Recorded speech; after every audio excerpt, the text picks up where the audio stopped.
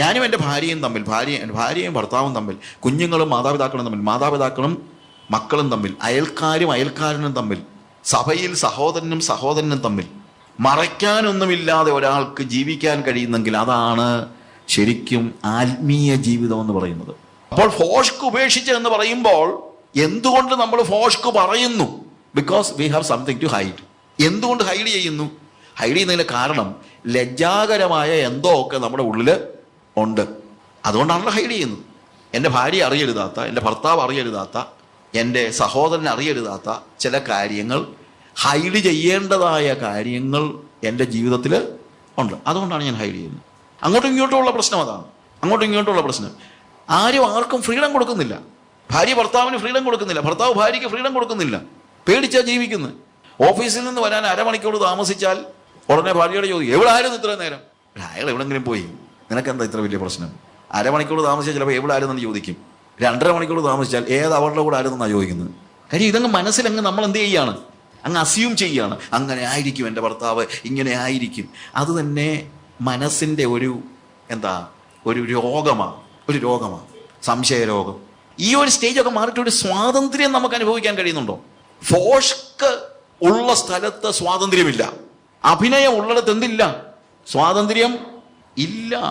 സ്വാതന്ത്ര്യം ഉണ്ടാകണം, സ്വാതന്ത്ര്യം കൊടുക്കണം. സഹോദരന്മാർക്ക് സ്വാതന്ത്ര്യം കൊടുക്കണം, മക്കൾക്ക് ആ രീതിയിലുള്ള സ്വാതന്ത്ര്യം കൊടുക്കണം. ആ രീതിയിലേ ആകാവൂ.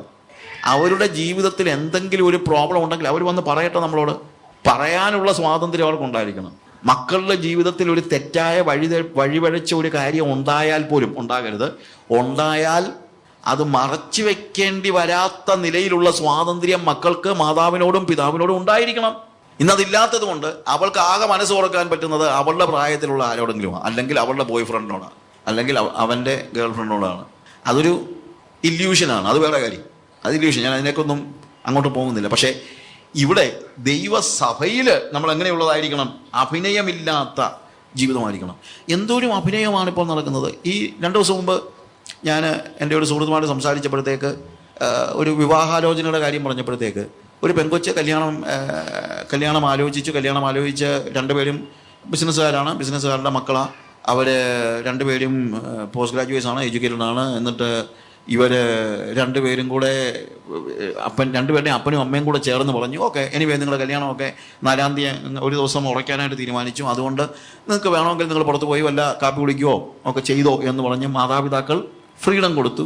ഇവൾ എപ്പോഴും ഇവൻ്റെ കൂടെ പോവുകയും ഹോട്ടലിൽ പോയി കഴിക്കുകയും വർത്തമാനം പറയുകയും അവരൊരുമിച്ച് ഷോപ്പിംഗ് നടത്തുകയും ഈവൻ സിംഗപ്പൂരിൽ പോയി ഷോപ്പിംഗും എല്ലാം നടത്തി തിരിച്ചു വന്ന എല്ലാ മാതാപിതാക്കളുണ്ടായിരുന്നു. ബട്ട് സ്റ്റിൽ അത്രയ്ക്കും അടുപ്പമൊക്കെ എല്ലാം ആയിരിക്കുന്ന സമയത്ത് 4-ാം തീയതി വിവാഹാലോചനയാണെന്ന്, വിവാഹത്തിൻ്റെ നിശ്ചയത്തിൻ്റെ ആ 1-ാം തീയതി ചെറുക്കനൊരു ടെലിഫോൺ ദുബായിൽ നിന്ന് വന്നിരിക്കുന്നു. അവളെ കെട്ടിയാൽ ഞാൻ അവളെയും കൊണ്ട് കെട്ടുന്നതിന് മുമ്പേ തന്നെ ദുബായിക്ക് കൊണ്ടുവരുമെന്ന്. അവൻ ചോദിച്ചു, എന്താ ഞാൻ ഈ കേൾക്കുന്നത്? അവളോട് ചോദിച്ചപ്പോൾ എനിക്കറിയത്തില്ല. അവനെ അറിയത്തില്ല നിനക്ക്? പണ്ട് ഞാൻ കണ്ടിട്ടുണ്ട്, പിന്നെ ഞാൻ കണ്ടിട്ടൊന്നുമില്ല. നിന്റെ ഫോൺ നമ്പർ എവിടെ ഉണ്ടോ? എനിക്കറിയില്ല. എൻ്റെ ഉണ്ടോ അവളുടെ ഉണ്ടോ എന്ന് എനിക്ക് അറിയില്ല. അവനെ വിളിച്ച് ചോദിച്ച് പിന്നെയും ചോദിച്ചു കഴിഞ്ഞപ്പോൾ പറഞ്ഞു, ഇന്നലെ രാത്രിയിൽ അവൾ എന്നോട് സംസാരിച്ചതാണല്ലോ, നീ ഇന്ന കാര്യങ്ങളല്ലേ അവളോട് ഇന്നലെ പറഞ്ഞത്. അതായത് തലേ ദിവസം ഹോട്ടലിൽ വെച്ച് ഇവൻ ഈ പെണ്ണിനോട് എന്തൊക്കെ പറഞ്ഞു അത് ദുബായി കിടക്കുന്നവൻ അറിഞ്ഞു. അപ്പോൾ ഫോൺ നമ്പറില്ലെന്ന് ഇവൾ പറഞ്ഞതോ? പക്ഷേ അതെല്ലാം മറച്ചു വെച്ചിട്ട് ഇവൾ എന്ത് ചെയ്യാനിരിക്കുകയാണ്? 4-ാം തീയതി കല്യാണം കഴിക്കാനിരിക്കുക. എത്രയോ സ്ഥലങ്ങളിൽ എന്തെല്ലാം കാര്യങ്ങൾ നമ്മൾ കേൾക്കുന്നു. എന്താ കാര്യം? അഭിനയം. പക്ഷേ ഇവിടെ കൃത്യമായിട്ട് പറയുന്ന ഒരു കാര്യം എന്താണ്? സഹോദരനോട് നീ ഭോഷ്ക്ക് പറയരുത്. സഹോദരനോട് നീ ഭോഷ്ക്ക് പറയാനായിട്ട് പാടില്ല. നമ്മൾ ജെനുവിൻ ആയിരിക്കണം.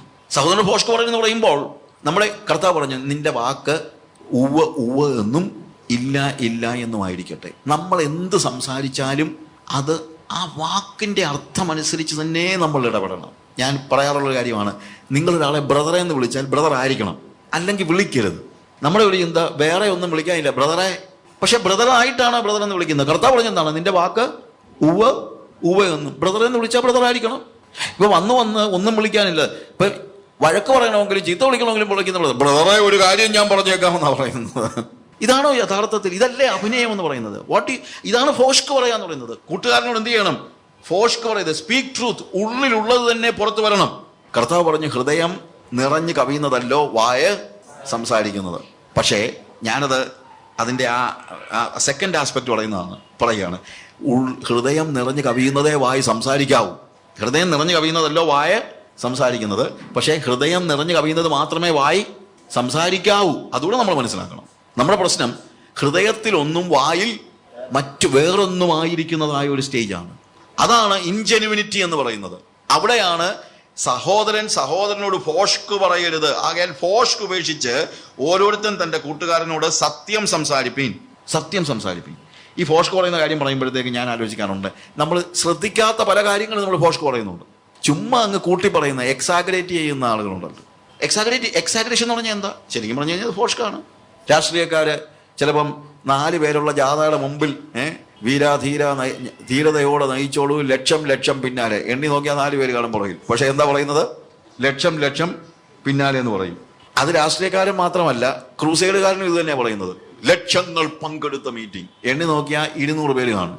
നമുക്ക് ഈ ആളുകളെ എണ്ണ അറിയാൻ വയ്യായോ? അതോ ഇത് പറഞ്ഞാൽ കുഴപ്പമില്ലെന്നാണ് നമ്മുടെ ചിന്ത? എക്സാഗ്രേഷൻ എന്ന് പറഞ്ഞു കഴിഞ്ഞാൽ ശരിക്കും പറഞ്ഞു കഴിഞ്ഞാൽ പാപമാണ് പറയുന്നത്. അത് നമ്മൾ മനസ്സിലാക്കണം. നമ്മൾ ആളെ എണ്ണാൻ അറിയാൻ വയ്യാത്ത ഒരാൾ, ഒരു സ്ത്രീ ഒരു പാസ്റ്ററുടെ അടുത്ത് എന്നിട്ട് പറഞ്ഞു, പാസ്റ്റർ എനിക്ക് വേണ്ടി പ്രത്യേകം പ്രാർത്ഥിക്കണം. എന്ത് പറ്റി സിസ്റ്ററെ? എനിക്കൊരു ആത്മീയ പ്രോബ്ലം ഉണ്ട്. എന്താ പ്രശ്നം? അതെ, എനിക്ക് എക്സാഗ്രേറ്റ് ചെയ്യുന്ന ഒരു ബലഹീനതയുണ്ട്. എന്നെ പാസ്റ്റർ പറഞ്ഞു ഞാൻ പ്രാർത്ഥിക്കത്തില്ലെന്ന്. അപ്പോൾ ഇവർ ചോദിച്ചു, ഇതെന്താ പാസ്റ്ററെ? ഞാൻ ഭൗതിക കാര്യങ്ങൾക്ക് വേണ്ടിയൊന്നും പ്രാർത്ഥിക്കാൻ പറഞ്ഞില്ല. ഞാൻ പറഞ്ഞത് എന്താണ്? എൻ്റെ ഒരു ആത്മീയ പ്രശ്നമല്ല. കാര്യം എനിക്ക് എക്സാഗ്രേറ്റ് ചെയ്യുന്ന ഒരു ബലഹീനത ഉണ്ടെന്നല്ല ഞാൻ പറഞ്ഞുള്ളൂ. അതുകൊണ്ട് എനിക്ക് വേണ്ടി പ്രാർത്ഥിക്കണം. പാസ്റ്റർ പറഞ്ഞു ഞാൻ പ്രാർത്ഥിക്കത്തില്ല. പ്രാർത്ഥിക്കണമെങ്കിൽ ആദ്യം ഈ പറഞ്ഞ വാക്കൊന്ന് മാറ്റണം. അതെന്താ? പാസ്റ്റർ എനിക്ക് ഇടയ്ക്കിടയ്ക്ക് കള്ളം പറയുന്ന സ്വഭാവമുണ്ട് എന്ന് പറഞ്ഞാൽ ഞാൻ പ്രാർത്ഥിക്കാം. കാര്യം എക്സാഗ്രേഷൻ എന്ന് പറയുന്നത് എന്താ? കള്ളമാണ്. പിന്നെ 2 ഒരു ബലഹീനത. ഇത് ബലഹീനതയൊന്നുമല്ല, ഇത് പാപമാണ് സിസ്റ്ററെ. അപ്പൊ ഈ എക്സാഗ്രേറ്റ് ചെയ്യുന്ന അത് പച്ച കള്ളമാണെന്ന് നമ്മൾ പറയണം. കള്ളം പറയുന്ന സ്വഭാവം ഉണ്ടെന്ന് പറയണം. നമ്മൾ എന്ത് ചെയ്യണം? സത്യം സംസാരിക്കണം, സത്യം ജീവിക്കണം. നമ്മുടെ പല മിഷൻ മാസികകളും എക്സാഗ്രേഷനാണ്. നമ്മുടെ ഈ മിഷൻ മാസികകളിലെല്ലാം വന്ന ആളുകൾ രക്ഷിക്കപ്പെട്ടവരുടെ നമ്പരെല്ലാം കൂടെ കൂടിയായിരുന്നെങ്കിൽ ഇന്ത്യയിൽ ഇനിയും ക്രിസ്ത്യാനികളല്ലാതെ വേറെ ആരും കാണത്തില്ലായിരുന്നു. അതുപോലെ എത്രയിടത്ത ആളുകളങ്ങ് 10,000-കണക്കിന് ആളുകളല്ലേ രക്ഷിക്കപ്പെടുന്നൊക്കെ പറയുന്നത്. ചെന്ന് നോക്കിയാൽ അറിയാം ഇതിൻ്റെയൊക്കെ സത്യം. കള്ളം പറയുന്നതിനാണ് എനിക്ക് മനസ്സിലാകാത്ത കാര്യം. എന്താ നിങ്ങൾക്ക് ഇതിനകത്ത് നേടാനുള്ളത്? എന്ത് നേടാനാണ്? സത്യം പറഞ്ഞാൽ ദൈവസന്നിധി നിങ്ങൾക്ക് നിൽക്കാൻ പറ്റും. അല്ലെങ്കിൽ ഒന്ന് ആലോചിച്ച് നോക്കി, നമ്മൾ ഈ മിഷൻ ഫീൽഡിലാണെങ്കിലും എവിടെയാണെങ്കിലും കള്ളം പറയുന്നത് നിർത്തിയില്ലെങ്കിൽ അത് ദൈവത്തിൻ്റെ സന്നിധിയിൽ അത് നമ്മുടെ അന്യോന്യ ബന്ധത്തിൽ ദൈവം നമുക്ക് വെച്ചിരിക്കുന്ന ഒരു വലിയ ഉത്തരവാദിത്വമാണ്. We need to be genuine. When you speak something, speak the truth. ഓരോരുത്തൻ തൻ്റെ സഹോദരന്മാരോട് സത്യം സംസാരിക്കുക, സത്യം ജീവിക്കുക, സത്യം ഇടപെടുക, സത്യത്തിലായിരിക്കണം.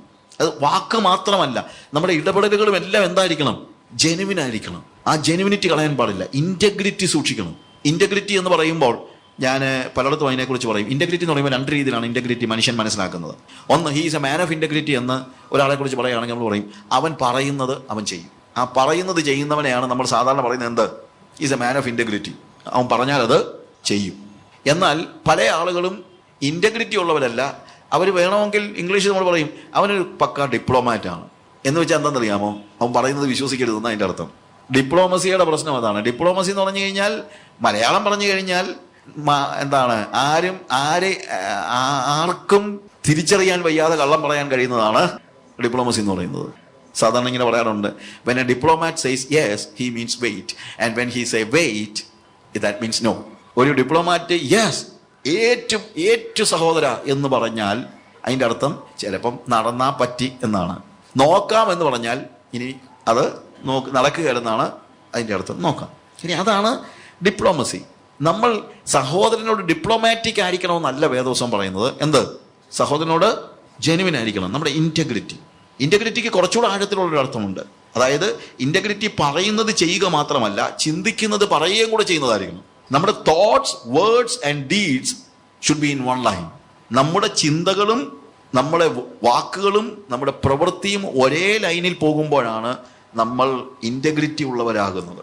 അതാണ് ദൈവസഭയിൽ നിന്ന് ആവശ്യമായിരിക്കുന്നത് എന്ന്.